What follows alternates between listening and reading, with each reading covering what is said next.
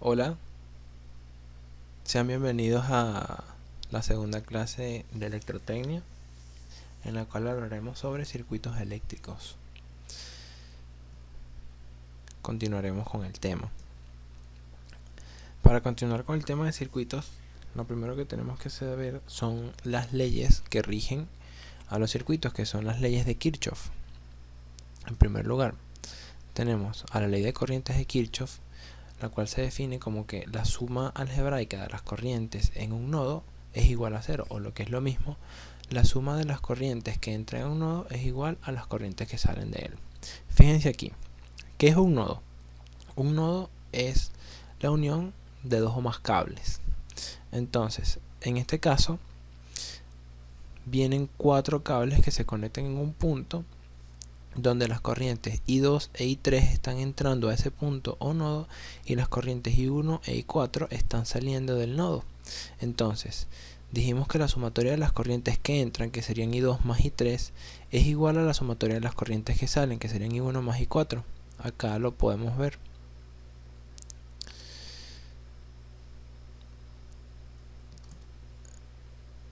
Ok.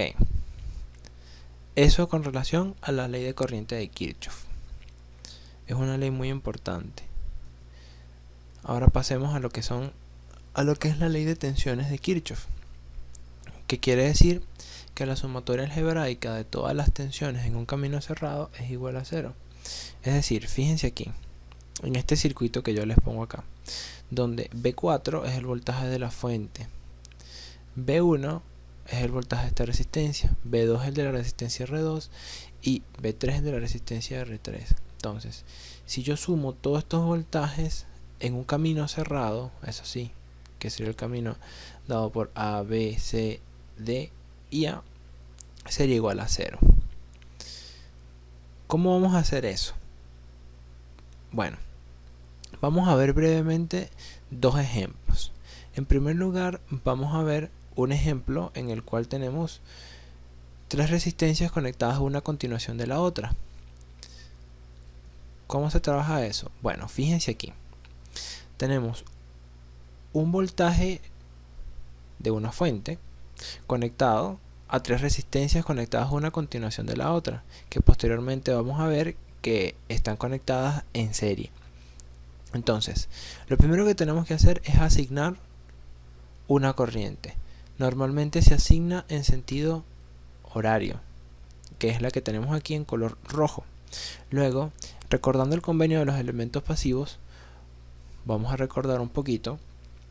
Sabemos que la corriente en los elementos pasivos va a entrar por su terminal positivo. Entonces vamos a colocar lo que son los voltajes de los elementos. Por eso se colocan de esta forma, más aquí y menos aquí, simbolizando que por aquí va a entrar la corriente. Lo mismo sucede para el voltaje de la resistencia 2, se designa de esta forma, más aquí y menos aquí, y el voltaje de la resistencia 3, más aquí y menos aquí.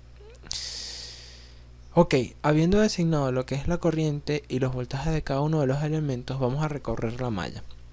¿Cómo se recorre una malla?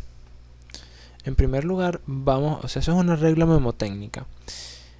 En mi caso, a mí me gusta recorrerla siempre tomando el segundo signo del elemento a considerar. Por ejemplo, fíjense, vamos a recorrerla así: más Bin menos BR1 menos BR2 menos BR3 igual a 0. Recuerden, la sumatoria de todos los voltajes en un camino cerrado tiene que ser igual a 0.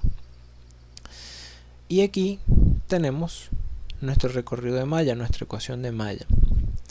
Pero como los elementos están conectados uno a continuación del otro, esos elementos están conectados en serie. Por ende, comparten todos la misma corriente.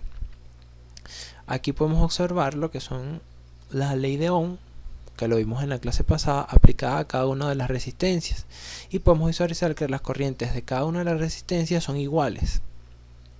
Por ende, al sustituir todo esto aquí, observamos esta ecuación, donde lo importante va a ser despejar la corriente, ¿sí? Aquí podemos observar y aquí vemos cómo queda dada el valor de la corriente. porque la corriente sería en este caso nuestra principal incógnita, porque Vin, que es el voltaje de la fuente, lo tendríamos, y el valor de las resistencias también los tenemos.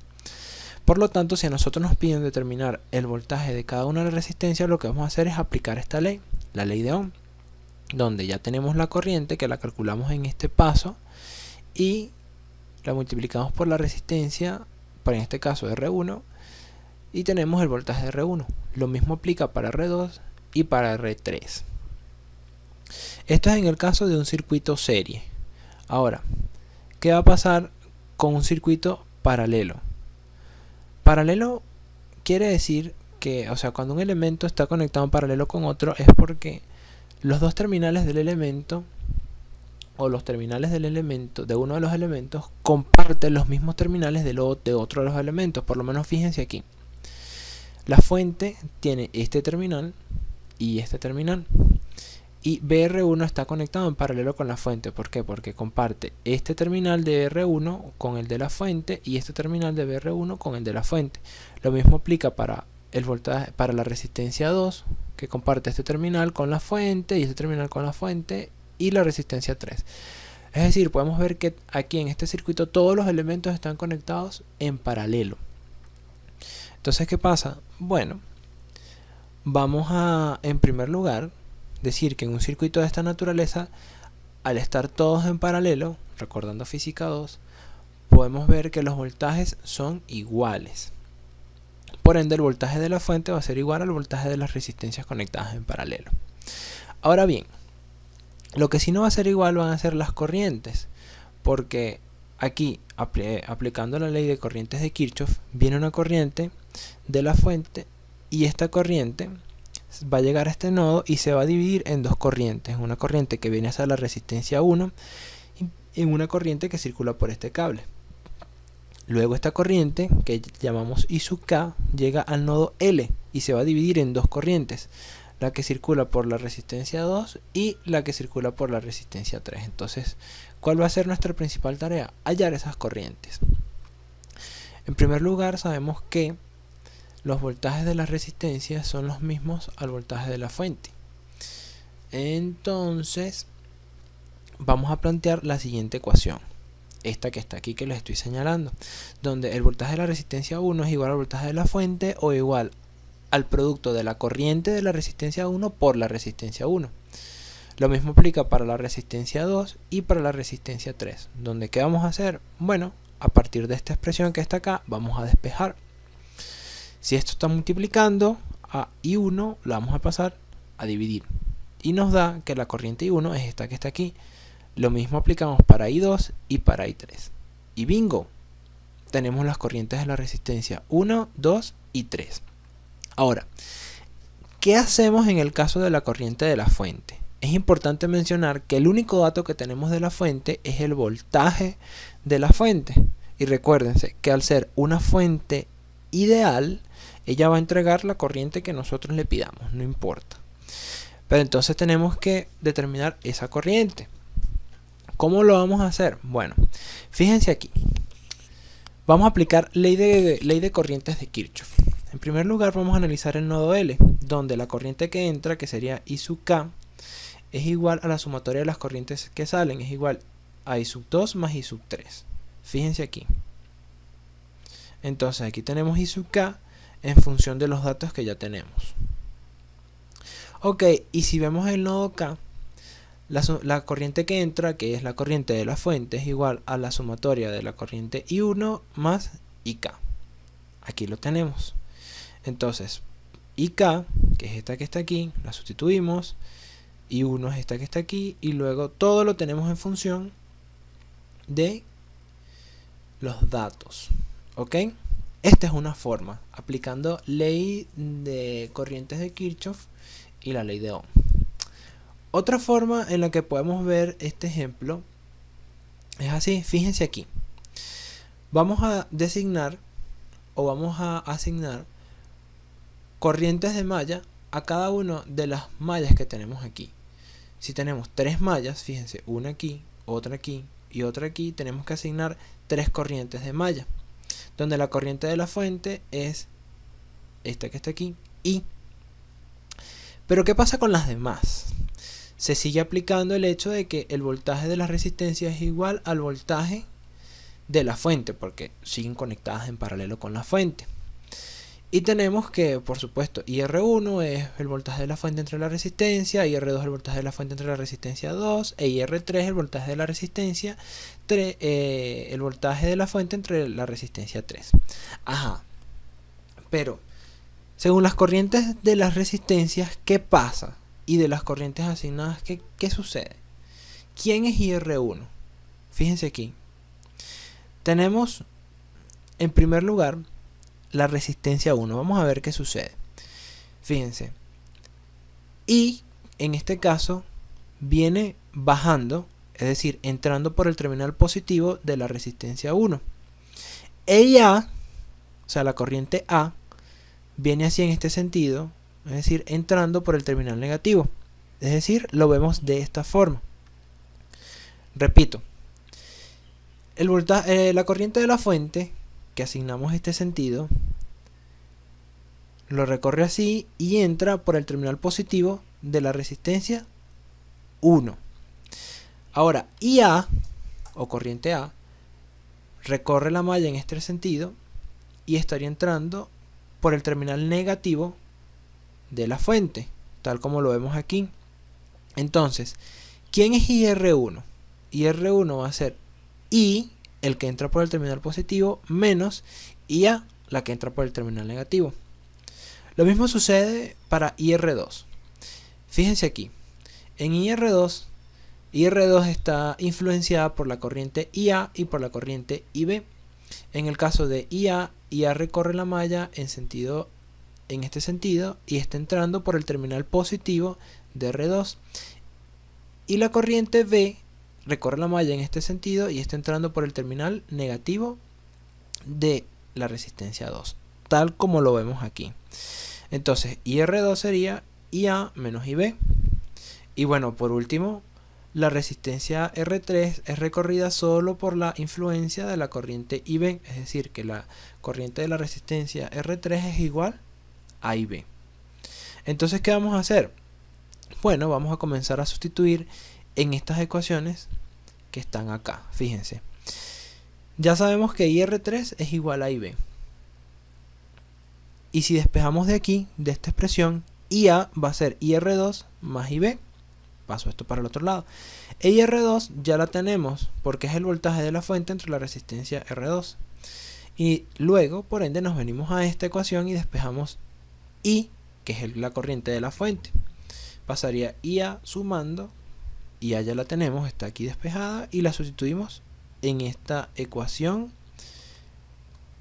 que está aquí abajo. Bueno, esas son las dos formas de resolver ese circuito. Si hay alguna duda al respecto, por favor, comenten y yo con mucho gusto se las voy a aclarar. Ahora bien, dejando a un lado lo que son las leyes de Kirchhoff, vamos a pasar a un tema bien interesante que les prometí la clase anterior, que está relacionado con lo que es las formas de onda. Las formas de onda no es más que la gráfica de una función respecto al tiempo. En el caso de nosotros, de electrotecnia, las formas de onda lo que nos ilustran o nos indican es la manera en cómo varían las tensiones y las corrientes respecto al tiempo. Fíjense aquí. Tenemos dos tipos de formas de onda. Están las formas de onda continuas y están las formas de onda variables en el tiempo. Las formas de onda continuas pues son aquellas que no varían en el tiempo, mantienen un valor constante. De todas maneras, eso lo vamos a ver posteriormente. Tenemos además también formas de ondas alternas. ¿Por qué se dicen que son formas de ondas alternas? Porque, fíjense aquí, en el caso de esta señal azul, que representaría un voltaje, ella en un momento es positiva, luego pasa a ser negativa, luego pasa a ser positiva, luego negativa, luego positiva, y ella sigue así. O sea, siempre está alternando el signo de la señal, pues. En un momento es positiva, en otro momento negativa. En cambio, fíjense aquí, en este tipo de señales, que a pesar de que son variables en el tiempo no son alternas porque siempre son positivas en este caso. Ok, miren.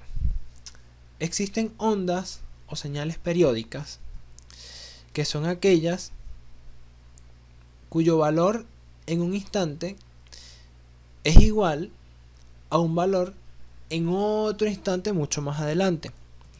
¿Cómo podemos ver eso? Fíjense aquí.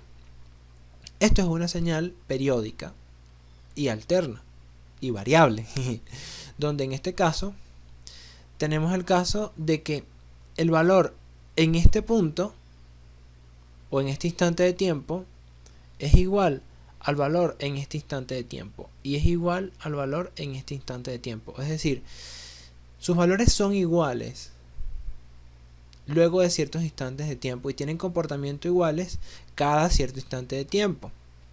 Donde fíjense en esta expresión. Esto es como lo veríamos en análisis matemático 1. N es un número entero cualquiera y T es el tiempo que dura el comportamiento que se repite o el periodo. Vamos a analizar esta señal periódica y alterna. ¿Cuál es el periodo aquí? ¿O cuánto tiempo tarda en repetirse el comportamiento? Venimos aquí que pasa por el 0, ella aumenta hasta su valor máximo, luego disminuye hasta su valor mínimo, luego pasa por el 0, luego aumenta por su valor máximo y fíjense, aquí pasó por el 0 y volvió a repetir el comportamiento que traíamos desde la parte inicial. Por ende, el tiempo que tarda entre este punto y este punto es lo que se conoce como periodo. En nuestro caso sería un periodo de 4. Ven que se repite de nuevo. Aquí está. Tendremos un periodo de 4. Aprovechando para analizar esta gráfica, la distancia que hay entre el 0 y su valor máximo se conoce como amplitud pico. Esta distancia que hay entre este punto, que es el punto máximo, y el punto mínimo es la amplitud pico-pico. ¿Qué más les tengo que decir con respecto a esto? Bueno, más nada por ahora. Ah, sí, ya me recordé. El inverso del periodo se conoce como la frecuencia o frecuencia de repetición. Ok, continuemos. Vamos a analizar los sistemas eléctricos según la forma de onda con las que se alimentan. Existen sistemas eléctricos de corriente continua que, como les comenté anteriormente, son aquellos que proporcionan un valor fijo de tensión y corriente respecto al tiempo o en periodos. Fíjense aquí, el valor de la tensión es fijo, no varía a pesar de que el tiempo cambia, de que el tiempo aumenta, al igual que la corriente. La corriente no cambia, son valores constantes. ¿Qué sistema o qué fuente de alimentación me proporciona una alimentación continua o DC? Una batería, por ejemplo. La batería siempre va a mantener sus 9 voltios en los terminales de la misma y siempre va a tener una tensión de esta forma. También tenemos los sistemas de corriente alterna, que se representan como una forma de onda y pueden ser de diferentes formas. La que les acabo de comentar puede ser una forma de onda cuadrada, triangular, sinusoidal, entre otras, pero siempre va enmarcada en una amplitud, que es esta que está aquí, una frecuencia, que es el número de oscilaciones de la onda por segundo o el inverso del periodo, y por supuesto un periodo. Esta que está acá, esta señal que podemos ver acá, es una señal sinusoidal. Las señales sinusoidales son las que vamos a trabajar a lo largo de este curso. Vamos a trabajar con sistemas alimentados por medio de señales senoidales o sinusoidales. Cabe destacar que vamos a decir que la gráfica que obtendríamos al ver la tensión que hay en un tomacorriente o en el tomacorriente de sus casas, en el tomacorriente de la universidad, donde ustedes enchufan sus teléfonos, es esta que está aquí, donde la frecuencia sería 60 Hz. Analicemos ahora bien los valores característicos de señales alternas. Valores importantes. En este caso tenemos al valor medio, que el valor medio o promedio de una señal, en este caso variable en el tiempo, vamos a decir que es la cantidad de cargas que la señal variable trasladaría equivalentes a una señal alterna, o lo que es lo mismo, es el valor de una señal constante que transporte la misma cantidad de cargas que la señal variable en el tiempo. Por ende, se calcula de esta forma, así como está aquí, con una integral del promedio de la señal, donde esta t, que está acá, es el periodo.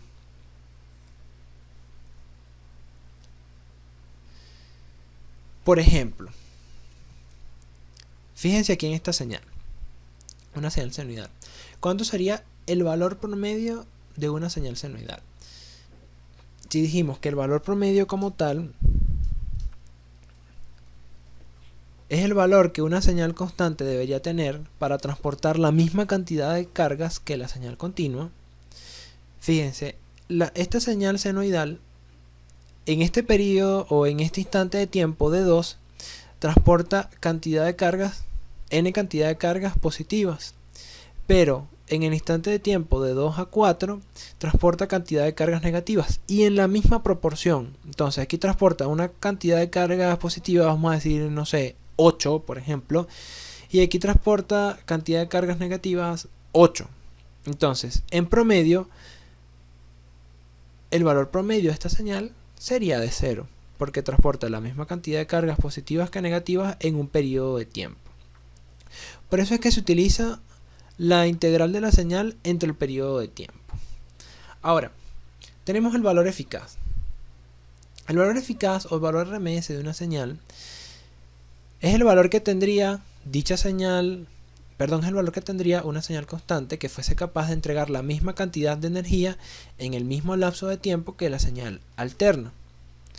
Analicemos esta gráfica que está acá. Tenemos un circuito que está alimentado por una señal continua y tenemos un circuito que está alimentado por una señal alterna, y dijimos que el valor RMS no era más que el valor que una señal constante debería tener para transportar la misma cantidad de energía o para entregar la misma cantidad de energía en el mismo lapso de tiempo que la señal alterna. Entonces tenemos que ver cómo se comporta en este caso. Fíjense, la potencia en un circuito de esta naturaleza sería I cuadrado por R, y la potencia en un circuito de esta naturaleza, en el caso de la resistencia, sería I cuadrado por R, donde esta I sería el valor de la corriente continua y esta I sería el valor de la corriente alterna. Es importante mencionarles que este circuito está alimentado por corriente alterna y este circuito está alimentado por corriente continua o por una señal de corriente continua. Entonces, en promedio, estas señales se verían así. El promedio de esta potencia es I cuadrado por R. Y el promedio de esta señal lo calcularíamos utilizando la expresión anterior, esta que está acá. ¿Sí? Entonces sustituimos aquí en esta expresión. Entonces si dijimos que el valor eficaz no es más que el valor que debería tener una señal de corriente continua para entregar la misma cantidad de energía en el mismo periodo de tiempo que la señal de corriente alterna, bueno, lo que hacemos es igualar estas dos expresiones. Igualamos acá la señal y despejamos la corriente, donde en este caso esta corriente sería la de corriente continua y esta corriente sería la corriente alterna. Entonces el valor RMS de una señal vendría dado por esta expresión que está acá expresada, valga la redundancia. Por favor, si tienen dudas, escríbanlo y yo con gusto se las voy a aclarar. Este es el caso de los valores característicos en señales de corriente alterna. Fíjense este ejemplo. Vamos a determinar el valor medio y el valor eficaz de una señal senoidal rectificada a media onda.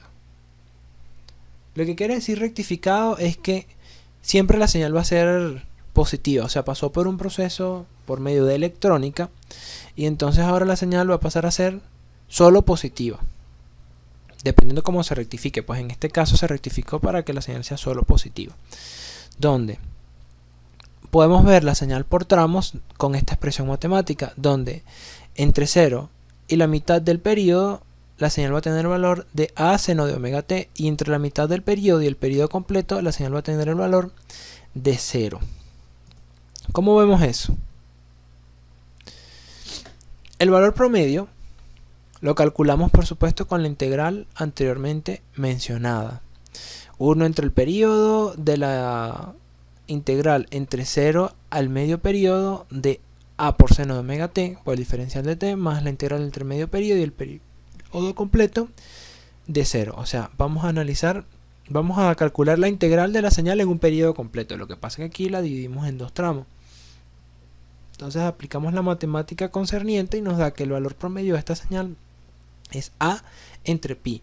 Cabe destacar que el valor promedio de una señal senoidal rectificada es distinto al valor promedio de una señal senoidal sin rectificar, porque fíjense, en este caso vamos a tener que la señal siempre va a estar entregando cargas positivas. Por lo menos en un medio periodo va a estar entregando cargas positivas. Lo único que en el otro periodo no va a estar entregando ningún tipo de cargas.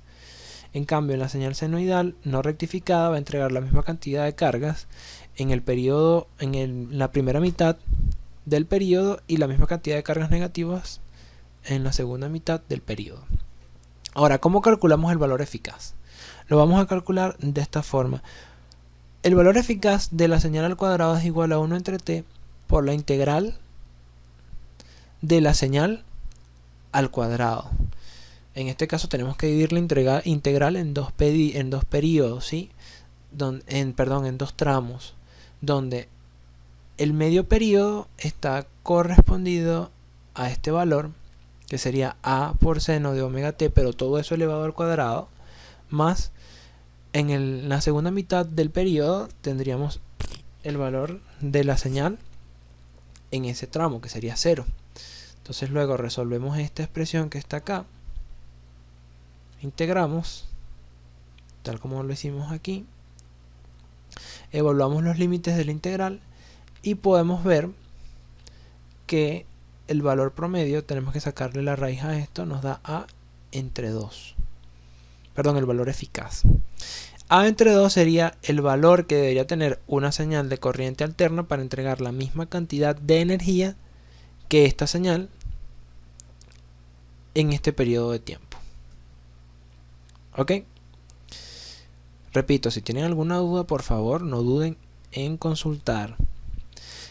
Habiendo visto cómo, vamos a decir, cómo son los circuitos o cómo son los sistemas en función a las señales con las que se alimentan, vamos a ver cómo se comportan los circuitos ante ondas senoidales.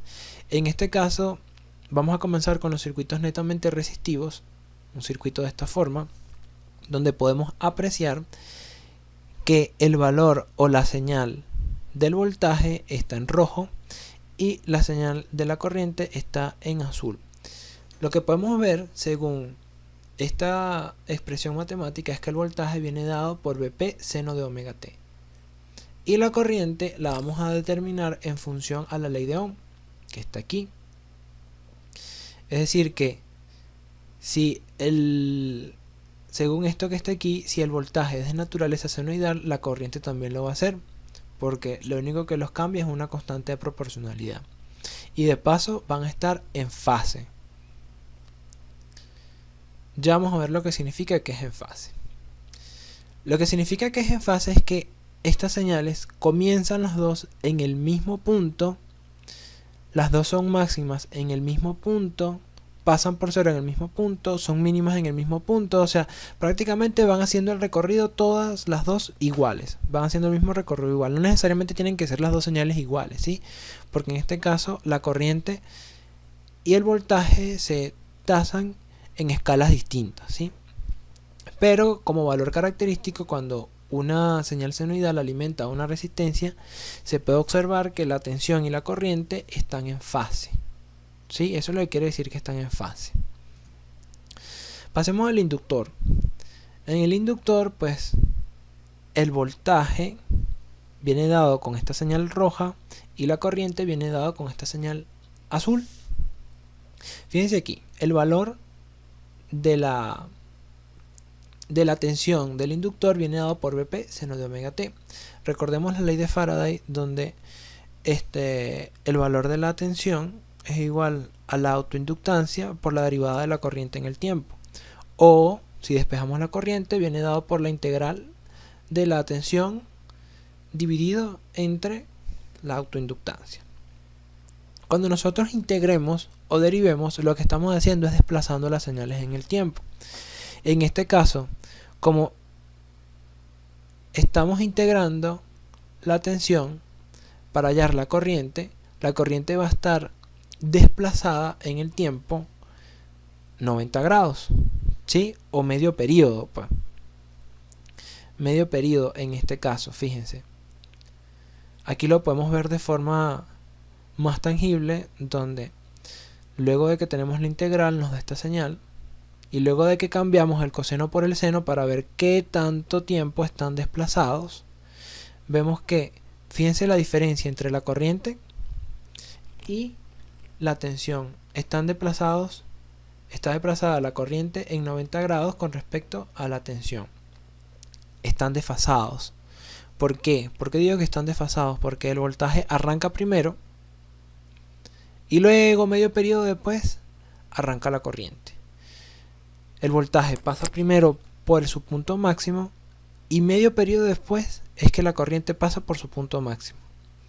Y lo mismo se repite para el resto de los periodos. Entonces podemos observar que la corriente atrasa a la tensión en 90 grados. ¿Por qué la atrasa? Repito, porque la corriente arranca después, o sea, pasa después por cero que la tensión.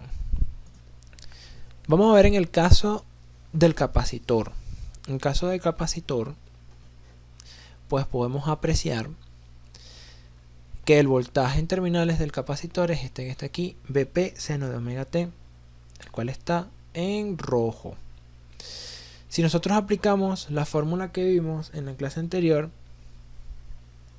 que la corriente es el producto de la capacitancia por la derivada del voltaje, pues obtenemos esto. Entonces, al aplicar propiedades trigonométricas, podemos observar que el coseno es igual al seno de omega t más pi medio, es decir, una señal desplazada en el tiempo. En este caso, adelantada. Fíjense la diferencia. Fíjense la gran diferencia que está aquí. En el caso de la corriente es la que presenta una señal azul y el voltaje es el que presenta una señal en rojo.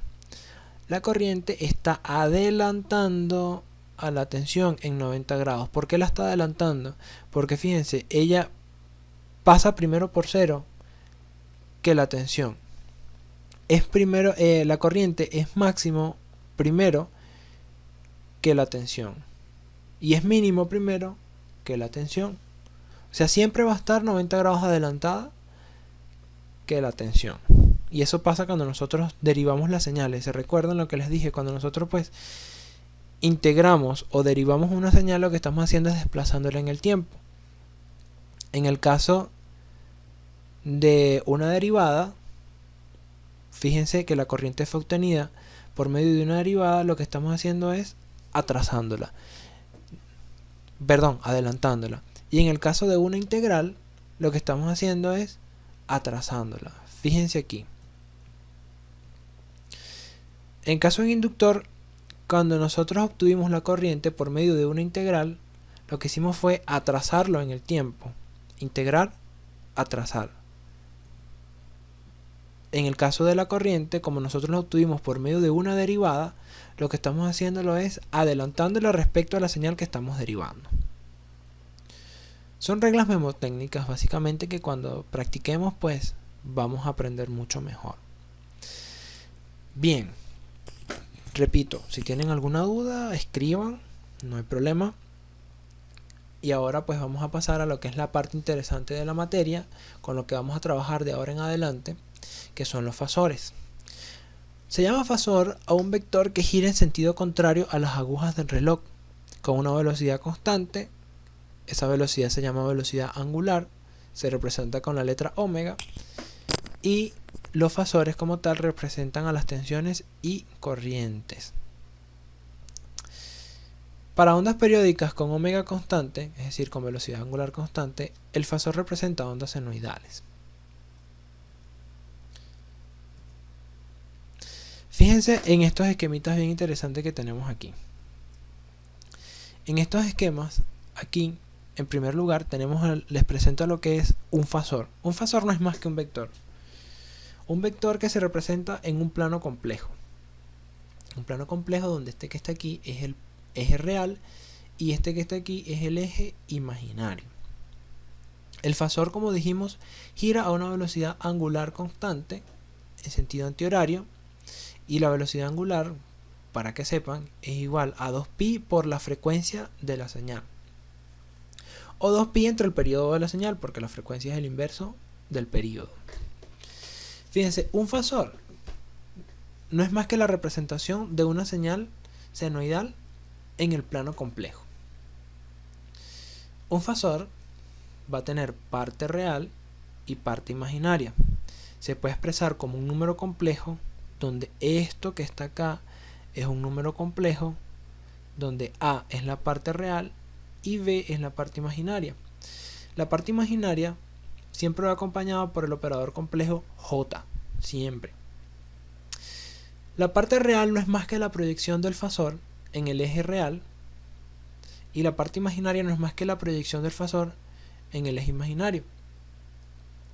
¿Cómo sacamos esas proyecciones? ¿Se recuerdan de geometría analítica? Bueno, miren, vamos a suponer que esto que está aquí es un triángulo rectángulo donde la hipotenusa es el fasor como tal. El módulo del fasor es la distancia que hay entre este punto y este punto, y aplicamos la relación trigonométrica del coseno, donde el coseno de este ángulo, o el coseno de A en color azul, o alfa en este caso, es igual al cateto adyacente sobre la hipotenusa, donde al nosotros despejar el cateto adyacente nos queda de esta forma. Cabe destacar que el cateto adyacente sería la parte real, la longitud que hay entre este punto y este punto. Y para despejar la parte imaginaria, pues vemos cuál es la longitud de este cateto. Lo podemos hacer a través del seno. El seno de este ángulo es igual al cateto opuesto entre la hipotenusa. Despejamos el cateto opuesto y nos quedaría esto que está acá. El módulo del fasor lo podemos calcular de la misma forma como calculábamos los módulos de los vectores en geometría, donde le calculábamos la raíz cuadrada a la suma de cada una de sus componentes al cuadrado. ¿En qué me refiero a componentes? A la parte real y a la parte imaginaria del fasor.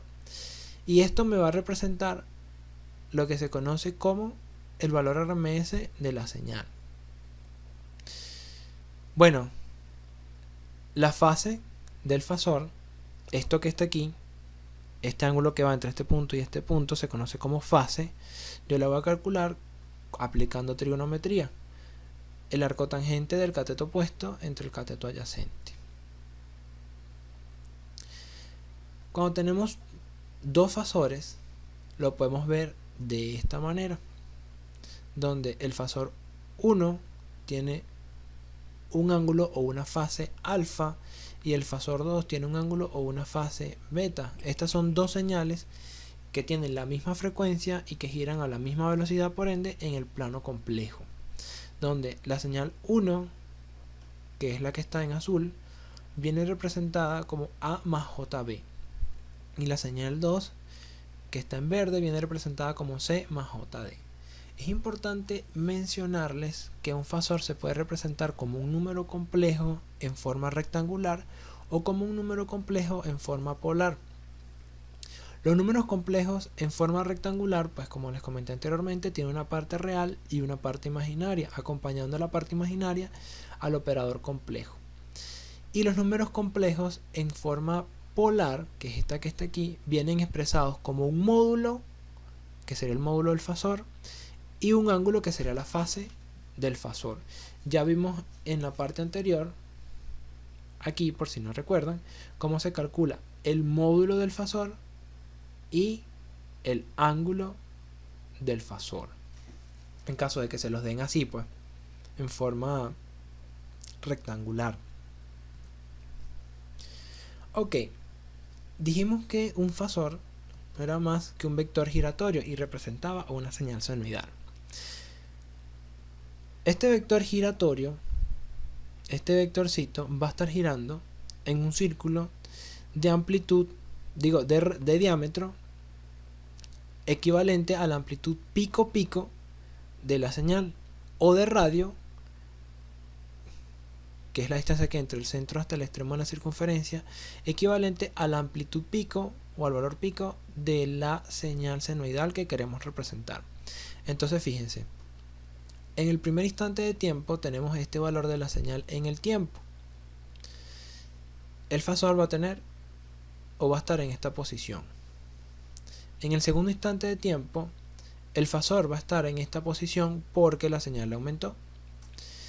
Luego, si nos seguimos desplazando por la señal va a estar en este punto, entonces el fasor va a estar girando a este punto, aquí, en este sitio. Y en la medida que nos sigamos desplazando en el tiempo en la señal, el fasor va a ir girando para acá. Si nos seguimos desplazando aquí, el fasor va girando por aquí. Si nos venimos para acá, el fasor va a girar y va a estar entonces en esta posición. Y así sucesivamente. Por eso les quiero decir que el fasor no es más que un vector giratorio que representa la señal en el tiempo. O sea, el vector sería en el plano complejo y eso me va a representar a la señal. ¿Por qué trabajamos con fasores? Porque es mucho más sencillo. Muchísimo más sencillo. Resulta que tenemos este cuadrito que quiero que vean, que son los diagramas fasoriales y los circuitos eléctricos. ¿Qué pasa con el resistor? En cuanto al resistor, como vimos anteriormente, la tensión y la corriente están en fase. Por ende, el fasor tensión, que está representado en azul, y el fasor corriente, que está representado en rojo, tienen la misma fase y están uno paralelo al otro, o los dos son paralelos entre sí. Aquí podemos ver cómo se pasa una señal del tiempo al dominio de la frecuencia, o cómo se pasa una señal en el tiempo a un fasor. Fíjense, la señal del tiempo viene representada por este valor pico y el seno de omega t, y cuando lo pasamos al dominio de la frecuencia sería igual al valor RMS a un ángulo de fase de 0 grados. Lo mismo sucede para la corriente, pero el valor del fasor de la corriente sería el voltaje RMS entre el valor de la resistencia a un ángulo de fase de 0 grados, donde aquí podemos observar el circuito al cual estamos trabajando. Fíjense por un momento en el inductor. ¿Se recuerdan que en el caso del inductor la corriente estaba trazando al voltaje en 90 grados? Bueno, aquí lo tenemos. El voltaje en azul, la corriente en rojo, donde si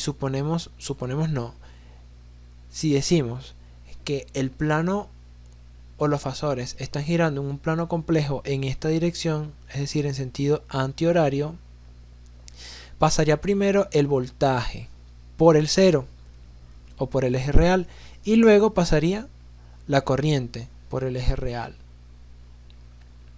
¿Sí? Entonces por eso es que uno dice que el voltaje adelanta la corriente, y de esta forma es como se dibuja el voltaje adelantando a la corriente en un diagrama fasorial.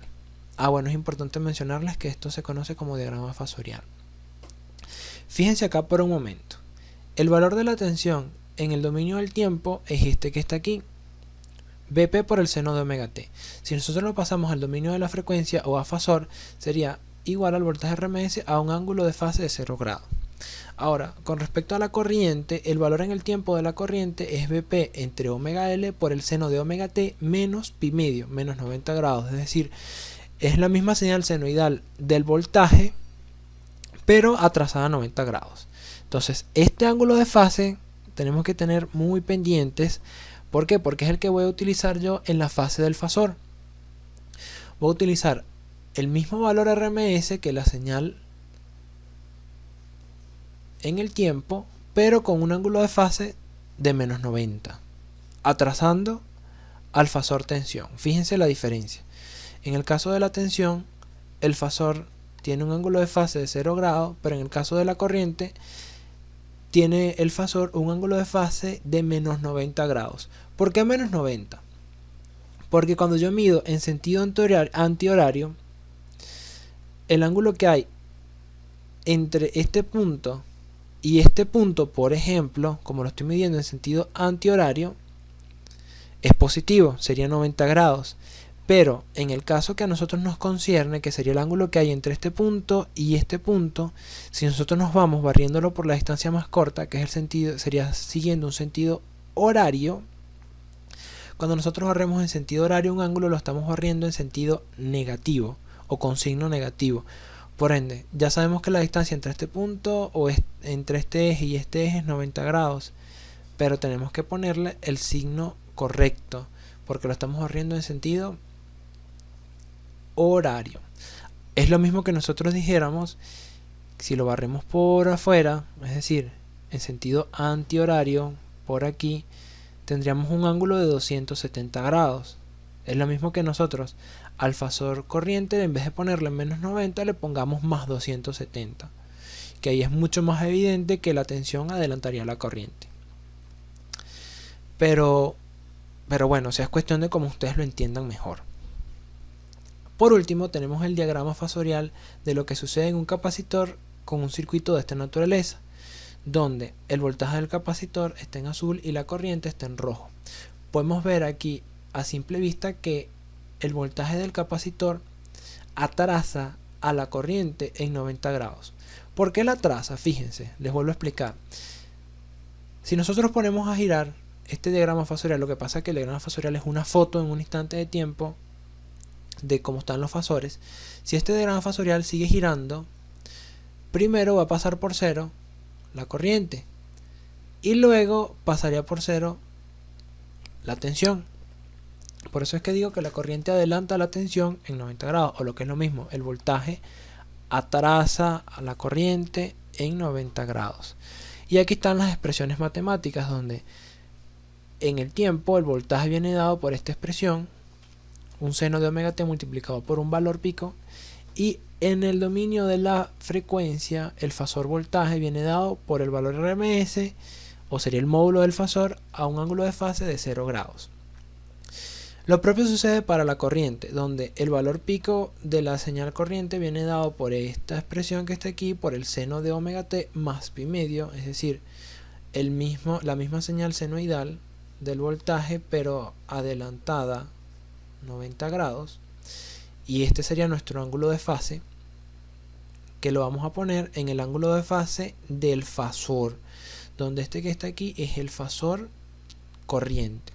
Fíjense aquí, en este caso, el ángulo barrido entre el eje real, y el fasor corriente sería de 90 grados.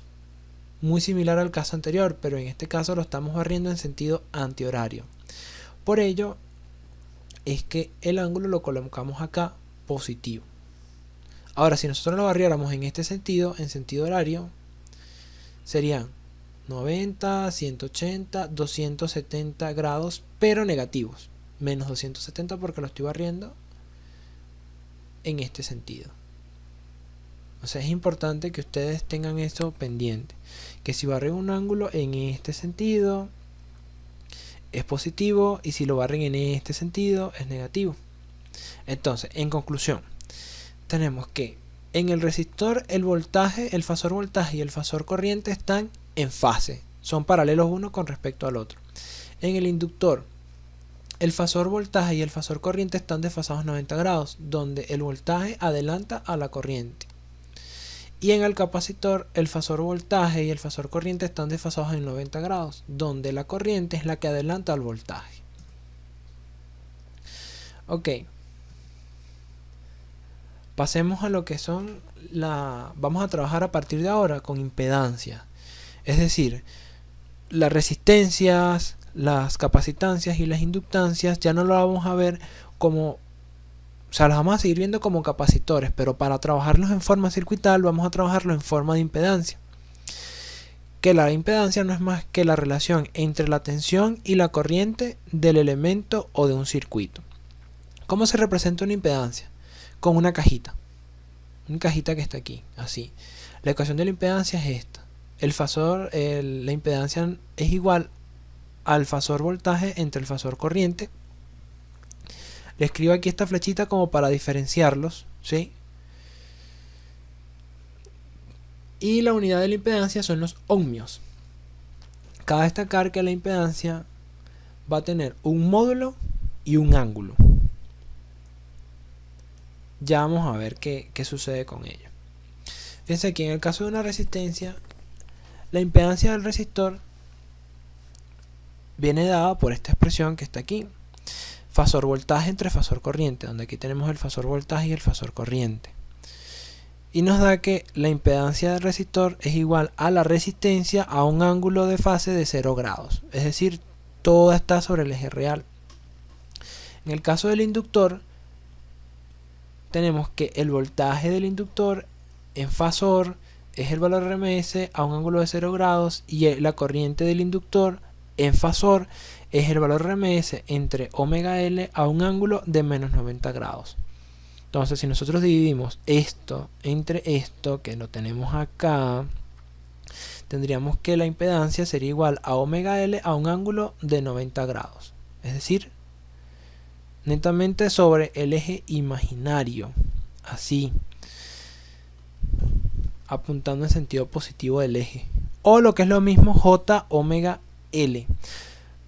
Cuando nosotros multiplicamos por J alguna señal, algún fasor, lo que estamos haciendo es moviéndolo a 90 grados. Si lo multiplicamos por J, lo desplazamos 90 grados en sentido positivo, es decir, en sentido antihorario. Y si lo multiplicamos por menos J, lo desplazaríamos en sentido negativo, en sentido antihorario. Donde fíjense un valor aquí bien determinante. Omega L, en este caso, es lo que se conoce como la reactancia inductiva, donde omega L también se puede ver como 2pi por la frecuencia de la señal con la que alimentamos al inductor por la autoinductancia. Por último, vamos a ver qué pasa con el capacitor y su impedancia. Fíjense el voltaje y fíjense la corriente. Si nosotros dividimos esto entre esto, nos da que la impedancia es 1 entre omega L a un ángulo de menos 90 grados. O es decir, menos J entre omega L. Donde la expresión 1 entre, perdón, omega C, disculpen, menos J entre omega C, donde la expresión 1 entre omega C es lo que se conoce como la reactancia capacitiva. Entonces, vuelvo y les repito, cuando multiplico un fasor por J, un fasor que está en el plano, en el eje real, por J, lo que hago es ponerlo 90 grados adelantado, o lo desplazo 90 grados en sentido positivo, y cuando lo multiplico por menos J, lo desplazo 90 grados pero en sentido negativo. Entonces, en conclusión, la impedancia del resistor lo tenemos que es igual a la resistencia a un ángulo de 0 grados. La impedancia del inductor es igual a omega L a un ángulo de 90 grados. Y la impedancia del capacitor es 1 entre omega C a un ángulo de menos 90 grados. Es importantísimo que ustedes tengan presente estas expresiones, porque a partir de ahora vamos a trabajar es con fasores y por ende vamos a trabajar es con impedancias. Nos vamos a quitar todas las derivadas en el tiempo, nos vamos a quitar todas las expresiones temporales y vamos a trabajar con fasores o con jotas, ¿sí? Con operadores complejos. Es mucho más sencillo. Ya van a ver que es muchísimo más sencillo. Fíjense en este caso. Sé que ya se los había dicho, pero se los vuelvo a repetir. Vamos a hablar de lo que son las impedancias equivalentes. En el caso de este que está aquí en particular, donde un elemento está conectado a continuación del otro, eso quiere decir que están conectados en serie. Cuando están conectados los elementos uno a continuación del otro y no tienen nada conectado entre sus elementos, ¿sí? Entre ellos, pues entre sí, donde la impedancia equivalente la vamos a ver como la suma de todas las impedancias que están conectadas en serie. Aquí pueden ver la demostración de cómo se calcula esa impedancia. En el caso paralelo, como les comenté anteriormente, cuando dos o más elementos están conectados en paralelo, cuando sus dos terminales comparten o están conectados al mismo punto. Repito, dos o más elementos están conectados en paralelo cuando sus dos terminales están conectados, uno a un punto y el otro a este otro punto. O sea, están conectados ambos a los mismos puntos, ¿sí? Los terminales de los elementos. En este caso, este terminal de Z1 está conectado en paralelo con la fuente, Z2 está conectado en paralelo con la fuente y Z3 también, donde entonces podemos ver que la impedancia equivalente o el inverso de la impedancia equivalente sería la suma de los inversos de las impedancias. Y bueno, con esta última explicación hemos concluido la clase 2, que es referente a circuito eléctrico, leyes de Kirchhoff, fasores y cómo se comportan los circuitos eléctricos ante las señales senoidales cuando nos trabajamos también con fasores. Esto ha sido todo. Por favor, si tienen dudas, consulten, pregunten. Espero que sea de su disfrute. Hasta la próxima.